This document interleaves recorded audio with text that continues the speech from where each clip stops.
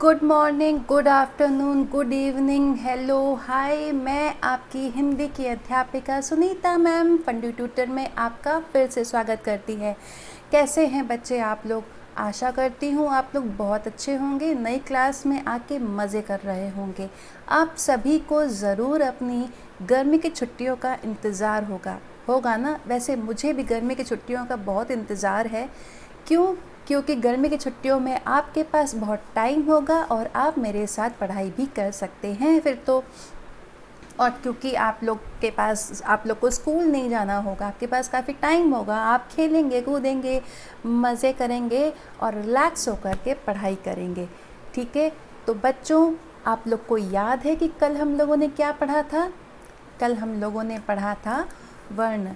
तो आप सोचेंगे मैम यहाँ तो आपने जो है लिखा कुछ और है और आप पूछ कुछ और रही हैं। कल हम लोगों ने वर्ण पढ़ा था, है ना? तो आज हम लोग संज्ञा और संज्ञा के भेद पढ़ेंगे। कभी सोचा है जैसे हम लोगों ने ये लिखा, अगर हम इन्हें क्या बोलना चाहें, इन्हें हम क्या नाम देना चाहें? सोचा है हम इन्हें क्या बोलेंगे? कभी आपने सोचा है कि अगर आपका नाम वो नाम ना होता तो क्या होता? अगर इसको माउस नहीं बोलते तो क्या बोलते होते? इसको अगर हम पेन नहीं बोलते तो क्या बोलते होते? और इसे अगर हम बॉटल ना बोलते होते तो क्या बोलते होते? क्यों ज़रूरी है हर चीज़ का नाम? हर चीज़ का नाम इसलिए ज़रूरी है क्योंकि उससे हम उनको आइडेंटिफाई कर सकते हैं। अगर सुनीता मैम की बात हो रही है तो आप आइडेंटिफाई कर सकते हैं मैं सुनीता मैम। हालांकि दुनिया में और भी सुनीता मैम होंगी, लेकिन आप तो मुझे ही जानते हैं ना। तो अगर आयुष सर की बात हो तो आयुष सर हैं, शिवम सर हैं, कई सारे सर हैं। आपके स्कूल में भी कई सर और मैम होंगे, तो उनका नाम लेते ही उनका फेस आपके सामने आ जाता है। अगर मैं वाटर बॉटल बोलती हूँ तो आपके दिमाग में एक पिक्चर बन जाती है कि हाँ, जिसके अंदर पानी भरते हैं वो वाटर बॉटल है ना? तो कहने का मतलब क्या है कि हर एक चीज़ का नाम है और इसी नाम को हर एक चीज़, चाहे वो जानवर हो, चाहे पक्षी हो, चाहे नॉन लिविंग थिंग्स हो, चाहे हम ह्यूमन यानी कि इंसान हो, यहाँ तक कि हम लोग जानवरों के भी तो नाम रखते हैं। तो अगर हम पर्टिकुलर घोड़ा बोलें तो आपके सामने पिक्चर आ जाएगी कि हाँ, इसे हम घोड़ा बोलते हैं। अगर मैं बोल दूँ कबूतर तो आप समझ जाएंगे कि किस तरह के कबूतर की बात हो रही है, किस तरह के पक्षी की बात हो रही है। तो मेरा कहने का मतलब ये है कि नाम, तो जितनी भी चीज़ों के नाम हैं, ठीक है, उन्हें ही हम संज्ञा कहते हैं। ठीक है, उन्हें ही हम संज्ञा कहते हैं जो कि किसी भी चीज़ का नाम बताते हों। ठीक है, आइए हम लोग आगे देखते हैं संज्ञा की परिभाषा क्या है। किसी व्यक्ति, पशु पक्षी, वस्तु, गुण, भाव, अवस्था के नाम को संज्ञा कहते हैं। अब देखो, व्यक्ति यानी कि हम ह्यूमंस, है ना? पशु पक्षी यानी कि जानवर और पक्षी, यहाँ तक कि जितने भी जीव जंतु हैं, हर किसी का नाम है ना। कभी हमें मक्खी परेशान करती है, कभी हमें मच्छर परेशान करते हैं, मॉस्किटोज़, फ्लाइज़, तो सबके नाम रखे हुए हैं ना। वस्तु, जितनी भी थिंग्स हैं। गुण, किसी का कोई स्वभाव होता है ना कि वह मतलब ये कि बोलते हैं कि वो जो है बहुत अच्छा है, और या मुझे दुख फील हो रहा है ना, या मैं बहुत हैप्पी फील कर रहा हूँ, तो फीलिंग्स भी आती हैं। अवस्था, जैसे कि अभी आप अपने बचपन की अवस्था में हैं, बचपन, यौवन, फिर प्रौढ़ावस्था, फिर युवावस्था, फिर और किशोरावस्था भी है ना। जैसे गरीबी भी एक अवस्था है। तो ये सारी अवस्था हैं, इन सब के नाम को याद रखना, नाम को ही हम संज्ञा कहते हैं। हम जानते हैं कि प्रत्येक व्यक्ति, प्राणी, वस्तु, स्थान, भाव, गुण और अवस्था का अपना अपना नाम होता है। व्याकरण में इस नाम को ही संज्ञा कहते हैं। ठीक है बच्चों, समझ में आ रहा है ना? अगर न समझ में आ रहा हो तो आप मुझसे कमेंट करके पूछ सकते हैं।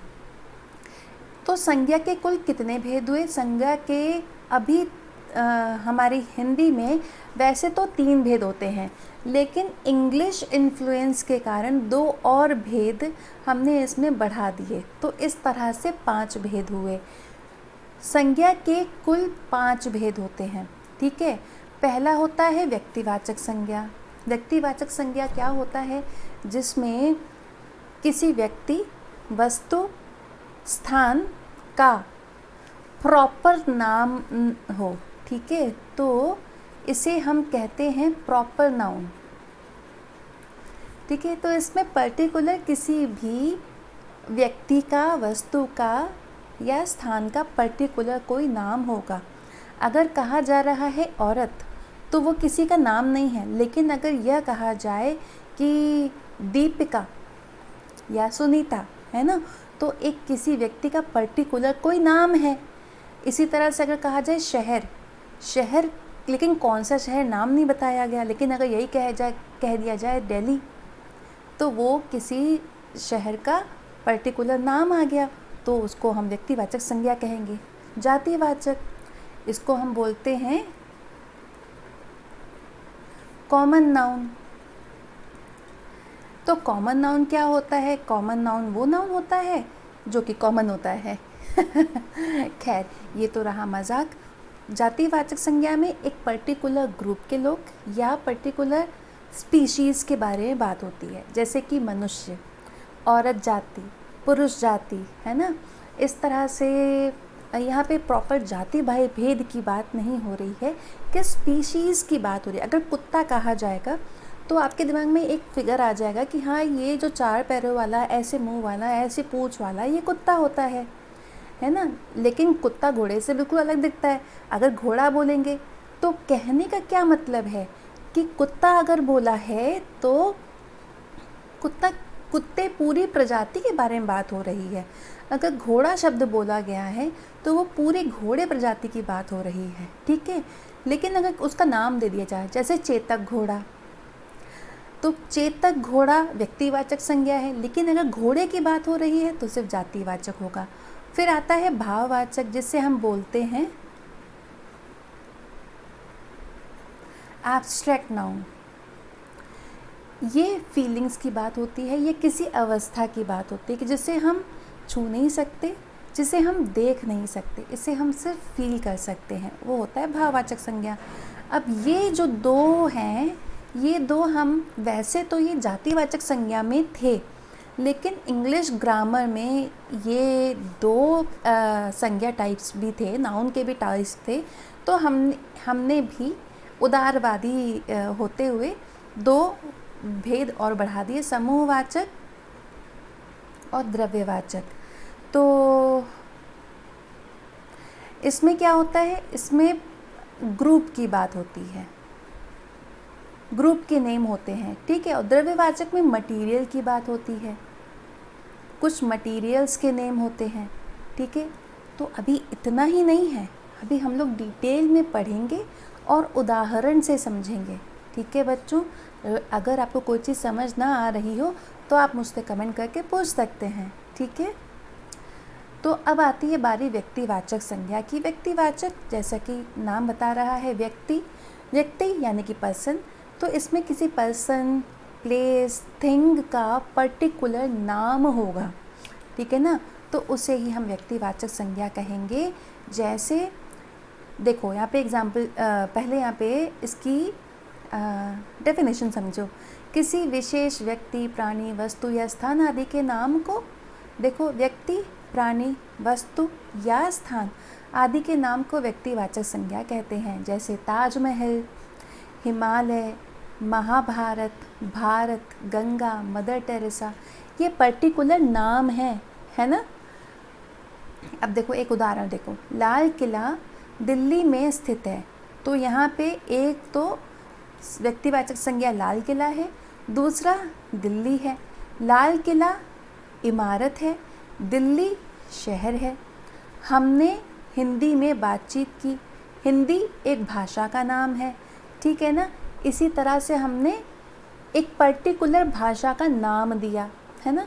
तो जब पर्टिकुलर आप नाम बता रहे हो तो वो व्यक्तिवाचक संज्ञा होगा, ठीक है। अब आती है बारी जातिवाचक संज्ञा की।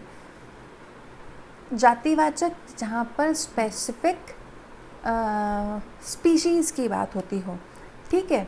जैसे जिस संज्ञा से उसके पूरे वर्ग या जाति का अगर कहा जाए कि पुरुष, तो आपके दिमाग में छवि बन जाएगी ना कि हाँ, जो ऐसा सुडौल सा, लंबा सा, जिनके बाल छोटे होते हैं, है ना, जिनकी दाढ़ी होती है, वो पुरुष होते हैं। और अगर यही स्त्री की बात की जाए तो स्त्री के लिए आपके दिमाग में छवि बन जाएगी कि वो थोड़ी सी हाइट में कहो कम भी होती है, हालांकि आजकल लंबी भी होती हैं, दीपिका पादुकोण जैसी, है ना, और उनके बाल लंबे होते हैं, सुंदर सुंदर आँखें होती हैं। तो क्या कहने का मतलब है, यहाँ पे मैं किसी की एट्रीब्यूट्स या किसी की क्वालिटीज़ नहीं बता रही हूँ, मैं ये कह रही हूँ कि जब पुरुष बोला तो आपके सामने ये छवि आई, तो मतलब अगर ये कहा जा रहा है कि पुरुष बाहर जाके कमाते हैं, तो यहाँ पे पूरे पुरुष की बात हो रही है। स्त्रियाँ घर का भी काम करती हैं और बाहर भी काम करती हैं, तो यहाँ पर पूरी स्त्री जाति की बात हो रही है, ठीक है ना। तो ऐसे नामों को जातिवाचक संज्ञा कहते हैं। इनके उदाहरण देखिए, देश, नेता, पक्षी, फूल, बच्चे, मकान, गाय, गांव। तो यहाँ पे ये सारे शब्द, क्योंकि देश कोई भी हो सकता है, नेता कोई भी हो सकता है, पक्षी कोई भी हो सकता है, फूल कोई भी फूल हो सकता है, क्योंकि पर्टिकुलर नाम नहीं दिया गया है ना। अगर नाम आ गया, समझो अगर स्पेन एक देश का नाम है, स्पेन नाम दे दिया तो फिर वो व्यक्तिवाचक हो गया, ठीक है। उदाहरण देखते हैं, लड़का गरीब था। अब यहाँ पर लड़का, ठीक है ना, अब तो दुनिया में कई लड़के गरीब हैं, हमको क्या पता किसकी बात हो रही है। हाँ, अगर आपके घर के पास में रहने वाले लड़के का नाम आयुष है, ये कहा जाए कि आयुष गरीब है, तब आपको समझ में आएगा कि हाँ, उसकी बात हो रही है। या आप किसी आयुष नाम के लड़के को जानते हो और वो गरीब है, उसके बारे में बात हो रही है तो। लेकिन यहाँ पे प्रॉपर नाउन नहीं बताया गया है, इसलिए यहाँ पर जातिवाचक होगा। अब देखो, नदी पर्वत से निकलती है, यहाँ पे दो शब्द हैं, नदी और पर्वत। नदी कौन सी नदी, पर्वत कौन सा पर्वत, कोई नाम नहीं बताया गया है ना। कोई भी है, नदियाँ तो बहुत सारी हो सकती हैं, लेकिन ये कॉमन बात बताई गई है कि दुनिया की जितनी भी नदियाँ हैं सभी पर्वत से निकलती हैं। आया समझ में बच्चों? अगर ना समझ में आ रहा हो तो आप मुझसे कमेंट करके पूछ सकते हैं। ये बेचारा लड़का देखो कितना बेचारा सा लग रहा है ना, लग रहा है जैसे रो रहा हो। ये तो मैं मजाक कर रही हूँ। चलो आगे देखते हैं, भाववाचक संज्ञा। भाववाचक संज्ञा वो होते हैं जहाँ पर कोई भाव की बात हो रही हो, जहाँ पे भाव का नाम हो, जैसे कि खुश, जैसे कि मैं आपसे बात करके खुश हो जाती हूँ, ठीक है ना, तो मुझे खुशी फील होती है, मुझे खुशी फील होती है, तो वो खुशी भाववाचक संज्ञा है। कई बच्चे बहुत शैतान होते हैं और टीचर उनको देख करके क्रोधित हो जाती हैं, तो उन्हें क्या फीलिंग आती है, उन्हें क्रोध की भी फीलिंग आती है ना। तो खुशी, क्रोध और दुख, इस तरह के जो शब्द होते हैं वो भाववाचक संज्ञा होते हैं। इनके अलावा कुछ अवस्था, जैसे कि मैंने आपको बताया था, जैसे कि बचपन, बुढ़ापा, किशोरावस्था, गरीब, अमीर, ये भी भाववाचक संज्ञा होते हैं। जिस संज्ञा से किसी प्राणी या वस्तु के किसी गुण, भाव या दशा यानी कि अवस्था का बोध हो तो उसे भाववाचक संज्ञा कहते हैं, ठीक है। देखो, हम बचपन को याद करते हैं, हालांकि आप तो अभी बचपन में हैं, आप क्या अपने बचपन को याद करेंगे, आप अपने बचपन में जी रहे हैं, आप अपना बचपन जी रहे हैं, ठीक है। तो हमारे जैसे लोग जो बड़े हो चुके हैं, हम लोग अपना बचपन बहुत याद करते हैं, क्योंकि बचपन क्या है, बचपन को हम छू नहीं सकते, हम लोग बच्चे को छू सकते हैं, हम देख सकते हैं कि बच्चा हंस रहा है, बच्चा खेल रहा है, बच्चा शैतानी कर रहा है, लेकिन वो जो बचपन है वो फीलिंग की बात होती है। शिक्षक ने छात्र की प्रशंसा की, ठीक है। फिर अलग है, लेखक को अपनी पुस्तक से प्रेम है, ठीक है। तो ये वाले शब्द भाववाचक संज्ञा होंगे। आगे हम लोग देखते हैं समूहवाचक, जिस संज्ञा शब्द से एक ही जाति के व्यक्ति या वस्तुओं के समूह का बोध हो। समूह यानी कि ग्रुप का बोध हो, तो जहाँ पे ग्रुप का नाम हो, है ना। जैसे कि गुच्छा क्या है, अगर मैं कहूँ चाबियों का गुच्छा तो चाबियों का ग्रुप हो गया, है ना। भीड़, अगर मैं बोलूँ ये शब्द भीड़, तो भीड़ क्या है, भीड़ लोगों का एक ग्रुप है ना। तो कहने का मतलब क्या है, जितने भी ग्रुप के नाम हैं वो नाम जो ग्रुप के लिए रखे गए हैं, ठीक है, उन्हें हम समूहवाचक बोलते हैं। जैसे यह पशुओं का झुंड है ना। आप लोगों ने वो मूवी देखी है, कौन सी मूवी थी, जुमांजी, उसमें कैसे जानवरों का झुंड आ जाता है ना। तो झुंड, झुंड यानी कि ग्रुप, ठीक है। चींटियाँ परिवार में रहती हैं, अरे सिर्फ चींटियाँ क्या, हम लोग भी तो परिवार में रहते हैं। परिवार के बिना आखिर हम सर्वाइव कर सकते हैं, नहीं कर सकते हैं। तो परिवार क्या है, परिवार तो एक वचन है, लेकिन परिवार में कितने सारे लोग रहते हैं, तो परिवार लोगों का एक समूह है, ठीक है। फिर है यह अंगूर का गुच्छा है, गुच्छा है ना। अंगूर एक नहीं होता, अंगूर हमेशा गुच्छे में आता है। कितने सुंदर अंगूर है, मन कर रहा है कि तोड़ के खा लें। आपको मन नहीं कर रहा अंगूर खाने का। वैसे आपका फेवरेट फल कौन सा है? मेरा तो फेवरेट फल है, मेरा फेवरेट फल आम है, उसके बाद सेकंड नंबर पे अंगूर है। मुझे अंगूर बहुत पसंद है। कोई मेहनत ही नहीं करनी है, बस वॉश किया, पट्ट से मुंह में डाल दिया, खा लिया, कितना अच्छा लगता है ना, मेहनत ही नहीं करनी है। अब अगला देखते हैं हम लोग द्रव्यवाचक। द्रव्य यानी कि मटीरियल,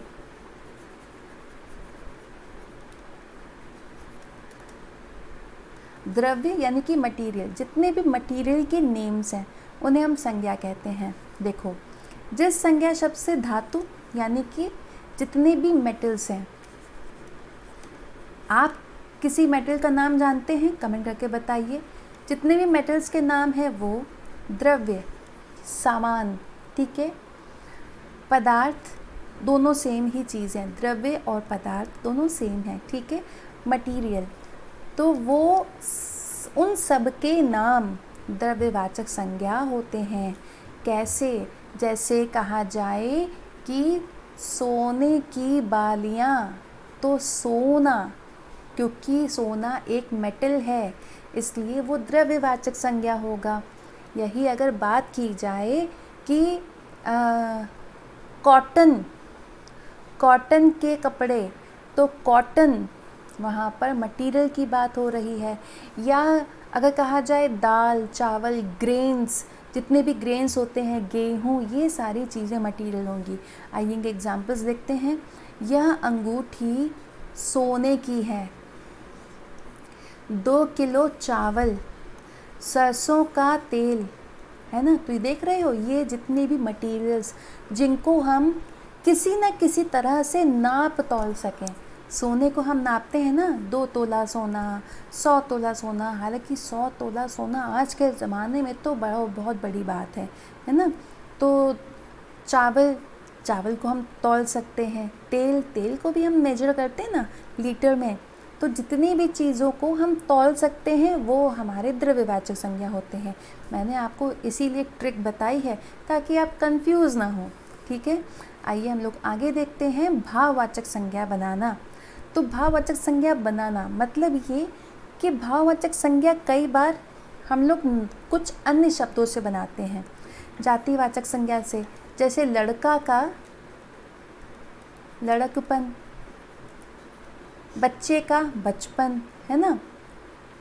अभी हम लोग आगे सबके बारे में पढ़ेंगे कुछ कुछ शब्द, ठीक है, ताकि आपको एग्जाम्पल से समझ में आए कि आखिर किसके बारे में बात की जा रही है।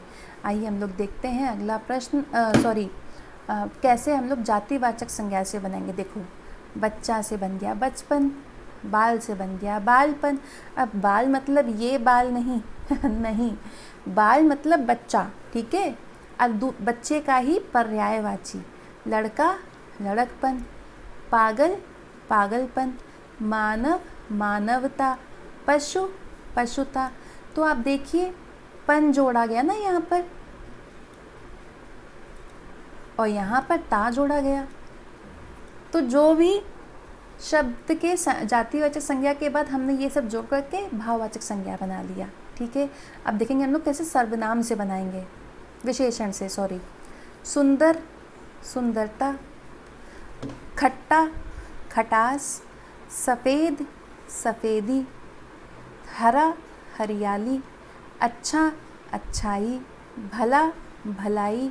वैसे ये तो आपने सुना ही होगा आए दिन, जब आप किसी की हेल्प करो और वो उल्टा आपको गुस्सा कर दे तो आप लोग बोलते हो ना, भलाई का तो ज़माना नहीं रहा तो भला, वह आदमी बहुत भला है, ये विशेषण है, ठीक है। आने वाले टाइम में हम लोग विशेषण भी पढ़ेंगे, ठीक है। तो विशेषण से कैसे हमने भाववाचक संज्ञा शब्द बनाया।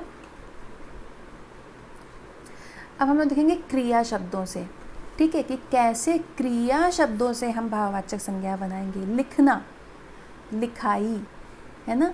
लिखावट भी होता है, एक और शब्द है लिखावट, ठीक है।